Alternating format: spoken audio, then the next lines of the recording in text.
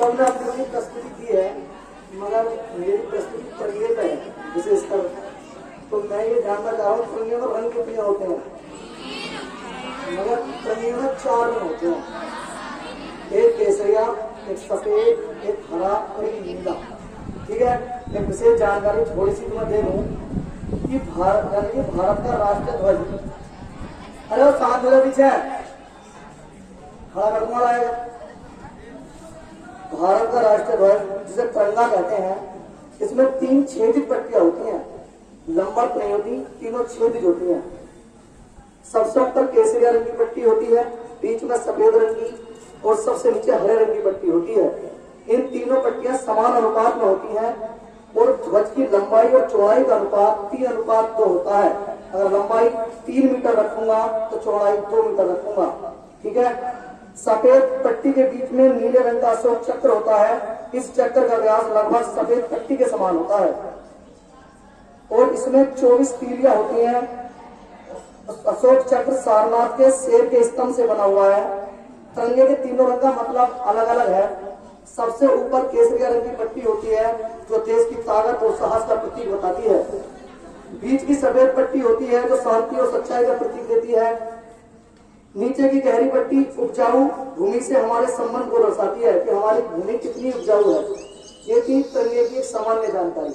अब तिरंगे के ऊपर एक छोटी सी कविता है, एक एक वर्ड थोड़ा ध्यान से सुनेंगे और मतलब खुद निकालेंगे। ठीक है, ये झंडा प्रतीक है अपने दिल में लिखी कहानी का, ये झंडा प्रतीक है अपने दिल में लिखी कहानी का, ये झंडा प्रतीक है अपने बेटों की कुर्बानी का।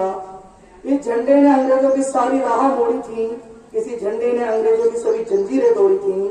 इस झंडे ने अंग्रेजी झंडे का खंभा हिलाया था, इसी झंडे ने अंग्रेजी झंडों को धूल में मिलाया था। इस झंडे में अंग्रेजों की सत्ता पल में डोली थी, तब जाकर हमने भारत माँ की जय बोली थी। इसको लेकर माँ के बेटे आगे बढ़ते जाते थे, इसको लेकर अंग्रेजों के सर चढ़ते जाते थे। इसकी खातिर हमने बरसों अपना खून बहाया था, तब जाकर निज लाल किले पर ये झंडा फहराया था।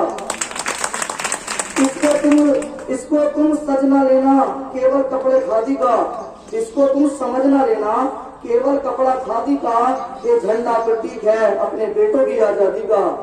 केसरिया इतना पावन है मन को पावन करता है, श्वेत रंग जैसा मन में सादगी भरता है। हरा रंग कहलाता है हरियाली चारों ओर दिखलाई जाए, चक्र कह रहा है विकास का चक्र चलता ही जाए। केसरिया रंग हिंदू का कहकर इसका मान ना घटाओ तुम। कुछ लोग होते हैं कि केसरिया रंग हिंदुओं का है, मगर ऐसा नहीं है, तुम हिंदू का रंग बताएगा इसका मान घटा रहे हो। केसरिया रंग हिंदू का कहकर इसका मान न घटाओ तुम, हरा मुसलमान का कहकर झंडे को झगड़ा और मत बढ़ाओ तुम। कुछ मुस्लिम लोग हैं जो हरे झंडे को अपना प्रतीक बनाते हैं, मगर ऐसा भी नहीं है, क्योंकि वो एक तिरंगे का भाग है। हरा मुसलमान का कहकर झगड़ा और मत बढ़ाओ तुम, श्वेत रंग ईसाइयों का कहकर अपनों को मत बांटो तुम, चक्र किसी का मजहब कहकर अपनों को न काटो तुम। भाईचारा की धारा तन में होकर बहने दो, तीनों रंग साथ में रहकर चक्र सुदर्शन रहने दो। अपने मन में धर्म ध्वजा का चाहे जितना मान रखो, और अपने दिल में सबसे पहले हिंदुस्तान होने का भान रखो।